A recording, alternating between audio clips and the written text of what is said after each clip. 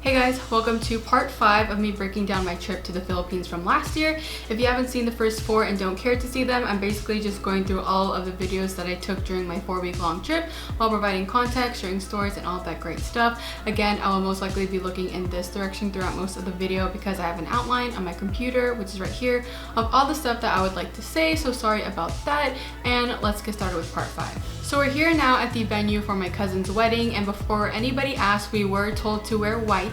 I know it is a big no-no to wear white to a wedding, but in this case we were asked to. And guys, the venue was absolutely stunning. It's literally almost exactly what I had envisioned for my own wedding. It was so beautiful. None of the videos I took can do this place justice. So we sat down in our spots and got the whole shebang started. My cousin, who was the bride, looked so beautiful. I almost cried. Her hair, makeup, and the dress, 5 million out of 10 stars. Everything about her was stunning, perfect, beautiful, obsessed. And let's just take a few moments to appreciate just how beautifully beautiful everything was, from both the bride and the groom to the ceremony itself. The wedding guests. Galvin, go Galvin.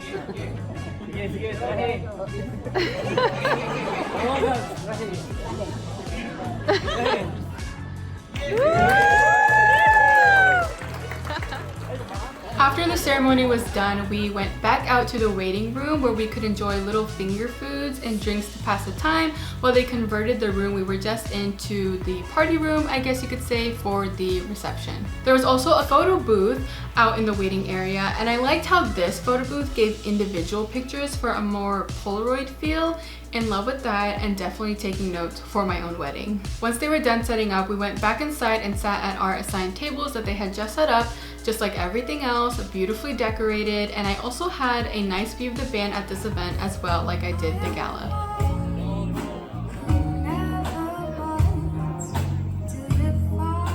Once we were all settled in our places and had our glasses of wine ready, it was time to get the reception started. This was the first time I've ever been to a wedding, at least to my knowledge, that had like an announcer or host kind of person. Like, I know the DJ usually does that kind of thing, but to have someone walk around with a microphone in their hand, I don't know, it just felt like I was on a TV show or something. I don't know. So after the host did her little introduction, the newlyweds were presented. And then the beautiful couple shimmied their way inside the venue. Put your hands together now to the loudest of your applause!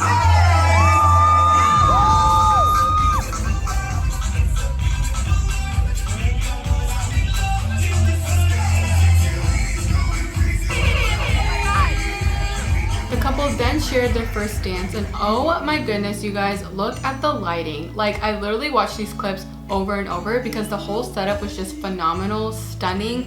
I'm obsessed. Again, taking notes for my own wedding.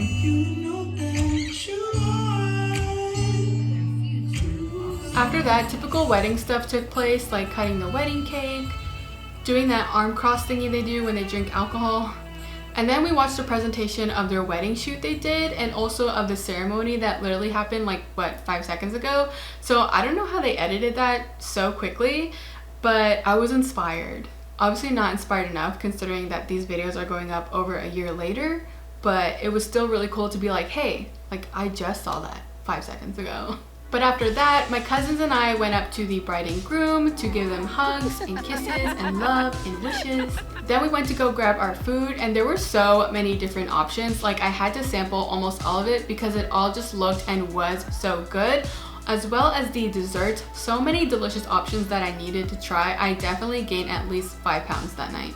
And the wedding favor they gave out were engraved metal straws. We love an eco-friendly king and queen. There were a few speeches given after dinner, and I don't know why, but this clip after my brother gave his speech cracks me up. Thank you so much. Like, why the aggressive song choice? I have no idea, but I appreciate the energy. Then came the dreaded game, where basically the bride and groom throw something at the gathered men and women, you could say. I could be wrong, but I think that both of them threw the same thing, which are fake flowers for us to catch, and basically they just take turns tossing them over their shoulders until there are only 2 people left, 1 man and 1 woman who weren't able to catch one. And you know what? I think I actually have mine right here. Yes, I do. So as you can tell, I was successful in avoiding public humiliation. Like, I caught this thing quick. That's how much I didn't want to be the last woman standing. Where is it? Come on. I don't know if you guys can see it. I can't take it out, but it's in here. Can you see it? That looks inappropriate. Oh my god, it's a real flower, not a fake flower. I can't get it out, but look, here's the petal. Oh, that's so cute. How rude of me to assume that it was a fake flower. I'm so sorry. It's a real flower, guys. We don't do that fake shit here.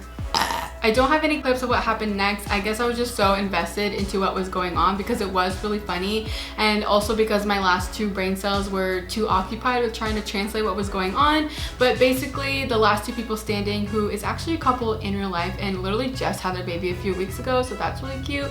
But if I'm remembering correctly, it was that thing where the man rolls like a garter up a woman's leg. Yeah, that thing, but with a lot more grinding than one would typically expect. Afterwards, the bride and groom gave thanks to everybody that was there, and then we ended the wedding with some line dancing.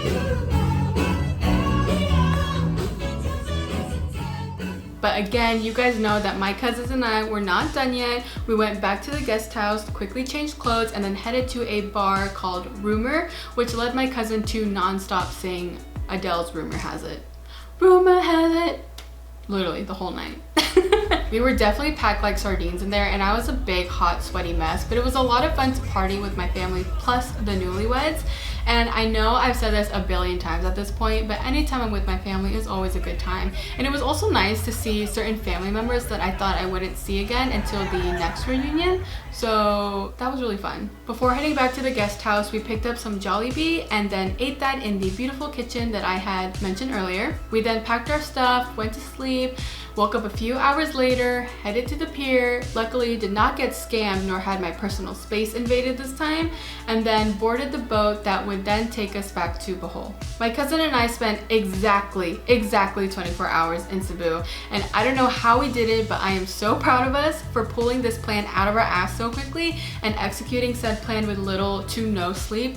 Again, I don't know how we did it, but I'm so glad that we did because it was such a fun 24 hours. A couple of hours later, we arrived in our home island, got off the boat, and went straight to Island City Mall, where we had KFC for lunch. And I just have to quickly say, I have been in love with the KFC there ever since my last trip to the Philippines. They constantly update the menu with weird, innovative things. Also, they have these things called twisters, and there's one called the California Maki Twister that I was obsessed with the last time I was here in 2015 and had been waiting for 4 years just to eat it again. It's that good. After lunch, my cousin treated us to some munchkins from Dunkin' Donuts, and then we picked up the cake for my mom's birthday, which was both hilarious and awesome. So we grabbed that and the balloons for the party and went home to start getting ready. That morning though, my mother texted me to ask if I could make my quote famous deviled eggs for her party, because since that day was her actual birthday, they did this thing called a mañanita, where they basically just sang to the birthday celebrant super early in the morning, in this case at 5 a.m. to wake them up, I think. Also, apparently there's a ton of eggs involved. I don't know who, what, when, where, why, how. I literally couldn't find anything about the egg part online, but because of that, there was an abundance of leftover eggs waiting for me to make them into deviled eggs. So when we got home, you know, I already had the mindset that I had to make these as quickly as I could so that I could finish the slideshow, remember that, and still have enough time to get ready. But lo and behold, another blackout slash brownout happened, causing my plan to be slightly delayed. At first, I waited for the electricity to come back on, but got tired of waiting, so I started making the deviled eggs in a slight bad mood, if I'm being honest, because things were just not aligning for me, as you could tell. But luckily, the electricity came back on within the next hour or so, and the deviled eggs turned out pretty great thanks to the help of my cousin. If it weren't for her, I'd probably still be making the eggs today. They didn't taste exactly how they usually do because I obviously couldn't get my hands on the same exact ingredients that I use here in America. But then my aunt was like, well, no one here is really gonna know the difference because they've never tried like the original before. And I was like, That's very true, but even then, everybody said that they really liked them, so that is a huge relief. So the eggs were done, but I literally had no time to get ready, so I had to ask my brother to put the finishing touches on the slideshow, which he thankfully agreed to, especially since I wasn't exactly proud of what iMovie was allowing me to create, and I didn't really want to put my name on it, so I left that in his hands and rushed upstairs to get ready as quickly as I could, put on the required dress code for immediate family, which was a shirt with my mother's face on it with mahjong tiles in the back and white bottoms. A lot of white wearing in this trip, I'm noticing. And then I headed downstairs to join the party, and what was the first thing I did, you ask? Hopped in line for some food, which is both catered and homemade, but both delicious.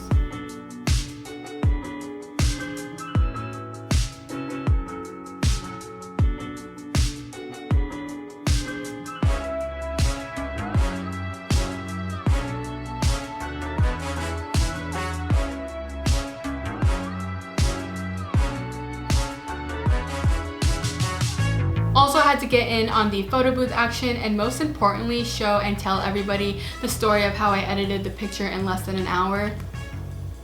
Remember that?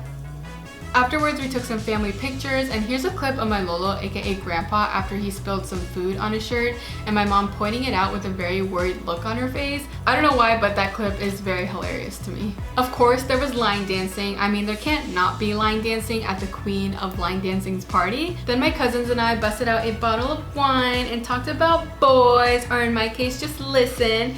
And then we all karaoke'd for the remainder of the party. And we karaoke'd so hard that we actually ended up breaking the machine for a split second, but luckily that was fixed, and we continued to karaoke until everybody had to leave. During the party, my mother told me that this was the best birthday she's ever had, which I don't know why makes me kind of emotional. I guess just seeing my mother so happy, surrounded by her loved ones, line dancing her heart away, you know, it just makes me happy to see her happy, because she is literally my guardian angel, the light of my life, and I just want her to be happy always. And this is where I am going to end part 5 on a happy and lovey note. I hope you guys liked this part. I certainly did, because it was just filled with so much love, and I love love. And we are actually exactly in the middle of my 4-week-long trip. So if you're interested to see how the rest of my trip played out, you can click the eye up above or the link down in the description box below, and I'll see you guys there. Bye!